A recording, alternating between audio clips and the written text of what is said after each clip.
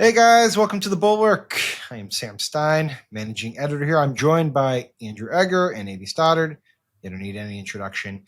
We are going to talk about the news that broke this afternoon. Kamala Harris, with about 3 weeks left to go, is going to sit down with Fox News of all places. Bret Baier is getting an interview. It's going to happen on Wednesday. We thought this was a significant enough story that was worth sort of stopping and talking about for a variety of reasons, but primarily, what exactly is she trying to do here? I have my own views. Andrew has his own views, but we're going to start with AB, who definitely has her own views. AB, is this a smart decision? What do you think they're trying to accomplish here? Okay, I don't have an answer to the question, what is she trying to do here? Because it's not that I don't think it's admirable. I understand she wants to appear that, tough enough for an adversarial interview on Fox, that she's not hiding. I think she's come under pressure from her party for being too cautious in these final weeks, that people were starting to feel that maybe she wasn't going to be able to leave it all on the field, and that there would be some regrets about that. I just don't think this is the answer. I really think that there are so many topics that are uncomfortable for Harris. She did not tumble her way through a difficult primary that grew her some tough tissue. She is trying to keep the momentum without being dragged down by questions that she's not going to be able to answer very well, that will become a 3-day story and an opportunity for people on the right to make commercials and make fun of her. And I think there are plenty of other places she can go to try to reach the politically disengaged who don't know a lot about her. What kind of places would you recommend she go? Well, she's doing Charlemagne the God. She did Call Her Daddy. She's doing these podcasts to reach people that are not so engaged and politically informed. Fox viewers are politically addicted. They are not persuadable voters. I was on Fox regularly for 15 years, several times a week. I was on Bret Baier's nightly program every week almost for a decade. I know the audience. I know Bret Baier. He's a terrific interviewer. He is fair, but he is firm. And she is not going to get away with trying to circle around his questions. So I think it's a weird one. Yeah. Andrew, what do you think the content breakdown will be in terms of the questions that she gets from Bret? Well, that's the main thing, right? I mean, that's the thing that's so dangerous, is that even in the debate with Donald Trump, right? I mean, there have been these mines that Kamala Harris has wanted to tiptoe around, a bunch of questions about her old record, a bunch of questions about why she no longer believes a lot of the stuff she formerly professed to believe on a lot of these issues and things like that. Her sort of perhaps convincing, perhaps not explanations for why all that is, that she's changed, which is just, I was vice president for 4 years and I talked to a lot of people. I did some reassessing. I mean, Donald Trump did a horrible job following up on any of that stuff in that first debate. That was one of the reasons why she won so overwhelmingly, because she kept getting him tied up talking about himself and his own, peccadillos and all these different controversies he was going to defend himself on. And because she hasn't done a bunch of these other adversarial interviews yet, she hasn't had to do that kind of thing here. I mean, and little things keep popping up. He could ask her about these allegations just today that maybe parts of her book were plagiarized. I mean, there's a bunch of little places where Bret Baier is going to give her a harder time than anybody has so far on a bunch of different stuff. The fact that this is happening 3 weeks before the election, very plainly a strategic shift from Kamala Harris and her team. Oh, right? no, come on. Well, I mean, seriously, like a couple weeks ago, a month ago or so, the question was, okay, like she's got all this upward momentum, all this upward trajectory. The vibes are great. The ceiling is high. Democrats are really energized.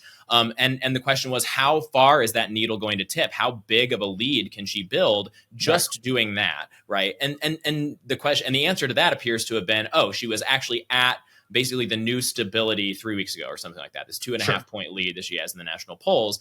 And if it were the case that the needle had kept tilting upward based on just that strategy she was pursuing before, no particularly,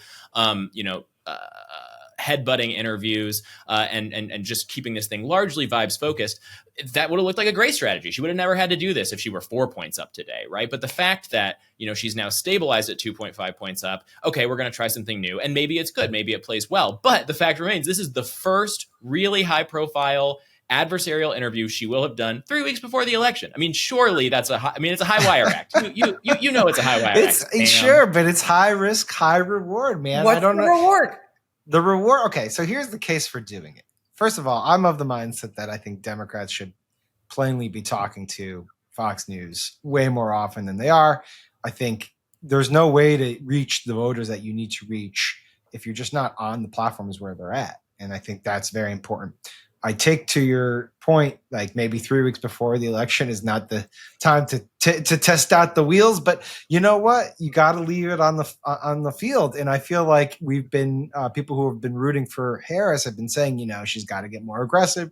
She's got to take more chances. She's got to go and combat these criticisms. This is the place to do it. And here's where I think there is the high reward, which is plainly her campaign sees that the path to victory is through converting enough disaffected Republicans and independent-minded voters that you can actually negate some of the fallout that you have on your own constituency. Here's what people don't quite understand about Fox and its reach. Of the 3 cable news audiences, more Democrats, I believe, watch Fox News than anyone else. I mean, it is big audience, and it happens to have a lot of Democrats who tune in too. These are not just MAGAville voters. These are independent-minded Republicans and somewhat conservatives and even Democrats who she can reach. And I think going into there and just coming out unscathed, ideally, gives you that opportunity. And then on top of that, there's the sort of meta question of like, where's Trump? I mean, her campaign is just very much making the point that Trump has completely stopped doing any adversarial interviews. Hasn't done it, backed out of the debate, backed out of 60 Minutes, hasn't done a mainstream press interview in a month. You know, maybe this helps them make that conscious. I don't think that's going to stick. I think she just needs to reach those voters. Why am I wrong? So I agree. It's ridiculous to cede the stage. Pete Buttigieg has gone on Fox for years and he's good at it. I don't think that the vice president has convinced me to date that she's actually really great. She can do it at thinking on her feet, let alone speaking on her feet. She has gotten through some interviews that weren't so tough. And this will be different. And it's 3 weeks before. Had she been doing this all along, that would have been very smart. Had she started on July 22nd and said, I want to talk to Bret Baier this week, and just gone back and back and back and built that muscle and really kind of just shaking it loose. What she is comfortable with is adopting a plan, prepping it, and then executing. And on that, she's really good. And we've seen that in her testimony on, when she's questioned witnesses who were testifying on Capitol Hill, and we saw it at the debate. Right. She and her team came up with an excellent plan. She worked her butt off to prepare for that debate. She knew exactly how to handle it, and she rope-a-dope Donald Trump. She cannot rope-a-dope Bret Baier, and I think 3 weeks before the election. Let's play a clip. Time to start jumping onto Fox News. I want to play a quick clip. Let's play 2 clips. The first one is of Hillary Clinton. So Hillary Clinton did something similar to what AB is talking about, which is she went on way before the election. This is post-Democratic convention in 2016. She went on. She was interviewed by Chris Wallace. This was sort of a big deal at the time, and this is what happened. The emails. Yes. After a long investigation, FBI Director James Comey said none of those things that you told the American public were true. Chris, that's not what I heard Director Comey say, and I thank you for giving me the opportunity to, in my view, clarify. Director Comey said that my answers were truthful and what I've said is consistent with what I have told the American people. But in a congressional hearing on July 7th, Director Comey directly contradicted what you had told the public. Directly contradicted what... Well, and let me just he not only directly contradicted what you said, he also said in that hearing that you were extremely careless and negligent. So as you can see there, like all of the questions were about email servers. It was very adversarial. None of it was sort of, hey, you know, take a swipe at Donald Trump. It was more like, here are the problems that you have. Address them. And then I want to play another clip quickly. This is Barack Obama actually on Fox News. And this is with Bret Baier. And this gives you a sense of the interview style that Bret will bring to the interview. In this case, they are talking about the Affordable Care Act, which had yet to pass at the time. Here's how that went. a better situation when it comes to if they lose their job, heaven forbid, or somebody gets sick with a pre-existing condition, they'll have more security. So how can the notion you guarantee that they're not they're going to be able to keep their doctor? Brett, you got to let me finish my answers. But sir, I know you don't like the filibuster. Well, I'm trying to answer your questions, and you keep on interrupting. So let me be clear. This notion that this has been not transparent, that people don't know what's in the bill.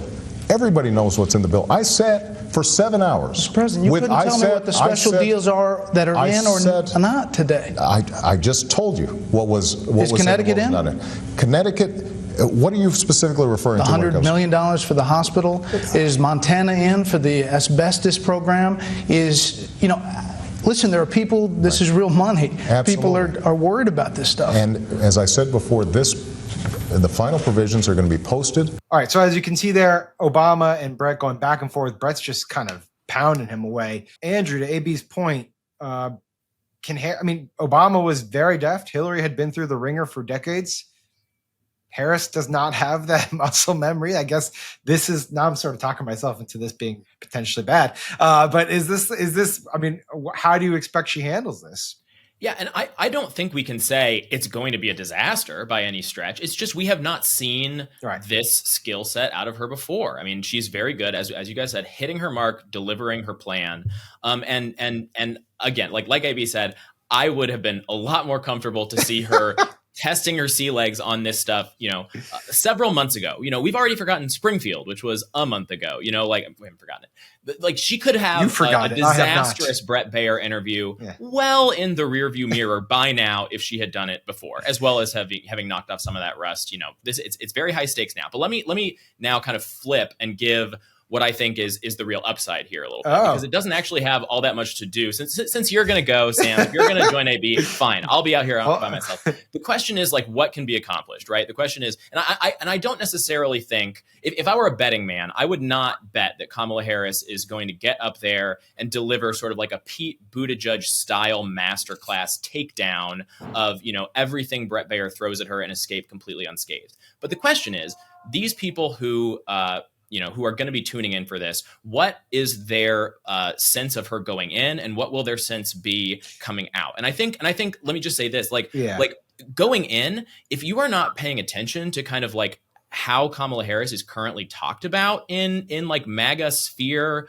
all over the internet and all over these shows, it has gotten truly insane. Like, let me just read you. I have a tweet here, a truth here from Donald Trump just today. This is kind of the vibe that is coming from him right now. He says this: I believe it is very important that Kamala Harris pass a test on cognitive stamina and agility. Her actions have led many to believe there could be something very wrong with her.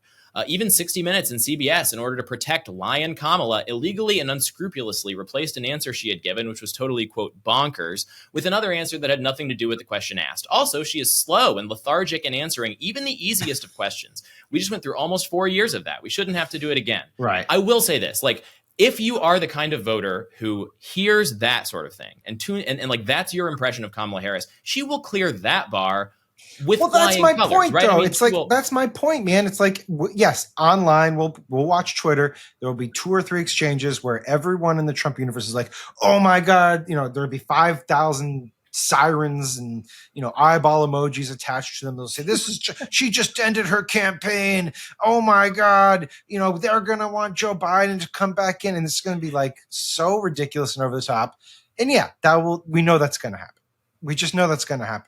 But I think there's millions of people out there who don't follow this stuff like that, and who have a caricature of Harris that's like, is she actually capable of stringing 2 sentences together? I don't know. I've never seen her. And for her, that's sort of the people she needs to reach, is they don't like Trump. They want to make sure she's able to articulate a plan. If she can do that, maybe they get more comfortable voting for her. Is that wrong, AB? I feel like that's not a crazy I don't know theory. that. I just don't believe that's the place where it's going to happen. I understand the thinking and as a tactic, why they think it's useful. I do like, as you mentioned, Sam, I want to just, I want to pat the campaign on the back over the new messaging, which is where's Trump? And I do like that. Like, he won't give you his taxes. He won't give you his medical records. He's just an incoherent mess. What are they trying to hide? He can't debate me again. I do like that. And I get that why going on to Fox, she's going to try to call that out, that she doesn't hide and Trump is hiding. And I get that. But I am not convinced that the viewers of that interview in any number are going to be the final holdouts that she is seeking to persuade to get off the couch. If you are I know a lot of people who are anti-Trump, and increasingly they no longer watch Fox News. But if you are a person who is holding out at this point, you are a double hater and you are not interested in voting for Donald Trump. I think you are either going to get off the couch and vote for Harris, or you're not going to vote. I just don't think you're watching Fox and like that interview is going to make up your mind. Yeah, it's kind of interesting because I'm sure this is going to do good numbers, right? Like millions of people are going to tune into this. Yeah. And then she's doing the CNN town hall, which was supposed to be the debate. Millions of people are going to tune into that. So she's going on cable for these big audiences, which is kind of counterintuitive to the Trump side, which is just like hit every sort of bro podcast there is and then do these big rallies. I just want to get to one other clip that we have, which is this was Obama.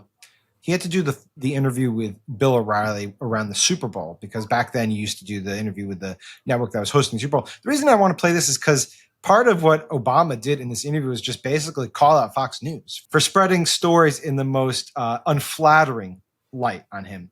Let's take a listen to that. I just want to say that your detractors believe that you did not tell the world it was a terror attack because your campaign didn't want that out. Bill, that's what they believe. And they believe it because folks like you are telling them that. I'm not telling them that. I'm asking you whether you were told it was a terror attack. And what I'm saying is that is inaccurate. So yeah, I guess like the question is like, can Harris basically do a version of that and be like, this caricature of me that you've painted, where I'm sort of like absent-minded, hyper liberal, presided over some sort of, rampant crime spree in San Francisco is totally wrong. Here's what I actually believe. Or will she not be afforded the opportunity to do that?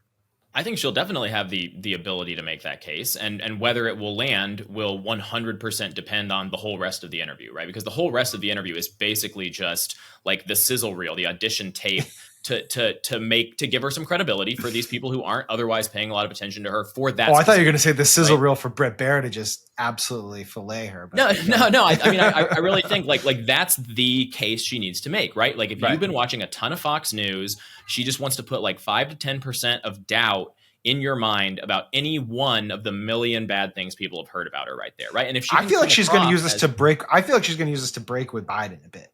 This is my theory of the case. She's going to go on Fox and she's going to be like, I actually did think we should have gotten a little tougher on the border earlier on, but I still appreciate Joe. And it was just the best time to do that would have been the first time she was asked that on The View the other day. I mean, that was like the worst. I mean, I don't know. Like we've been kind of spoiled. There have not been a lot of horrible moments in this campaign so far. Not a lot of unforced errors, but that one was we cringed a little bit. You guys, if she does it with Bret Baier, he's going to be like, that's a really nice cleanup on aisle 9 because a week ago, he'll see through it. And I remember the clip, the interview we had with Obama, I was on his panel that night, whenever that was. 2010. I remember Obama at some point who never gets flustered, ever, putting his hands up. I mean, do I believe that she could go do a rope-a-dope about Fox News with him and say, you guys had to pay off almost $1 billion in a defamation suit? I don't want your lies. I don't think you should air the president and JD Vance's lies about Springfield and people, stealing pets and killing them or whatever.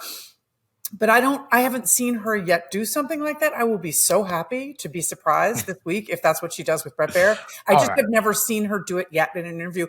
I have not seen her really take a question and circle around and answer what she wants to. A lot of time, which is what you're supposed to do when you are media trained. And I don't see that she's done it. If she's practiced really hard and she's ready to do that and pound Fox News and go at that character of herself that she sees on Fox News, I think that would be very effective. I'm just saying, I've seen Bret Baier And I saw him a year and a half ago tell Trump to his face, no, you lost the election. Understand about the Hunter Biden, no, but all that's cheating fair on the things. election. But That's cheating on the election. you lost the 2020 election. Wisconsin has practically admitted it was rigged. Other states are doing the same right now, and it's continuing. There have on. been It was reviews a of rigged every election. potential case of voter fraud in 6 battleground states, and they found fewer than 475 cases. You know why? that Because were they not didn't look affected. at the right things. Okay, Brad. are you going they to were be counting? There were more than 60 court cases. There were recounts. There were audits. No. And he doesn't let you get away with it. So that's why I'm. Yeah, he'll come with his facts. All right, I guess AB has teased it up. We're going to have to reconvene this panel after the interview to see how our prior assessments hold up and whether she held up as well. All right, Andrew, AB, thank you for doing this. Really appreciate it. And thank you guys for watching. Please subscribe to the Bulwark on YouTube and share it with all your friends and family. See you on Wednesday after the interview.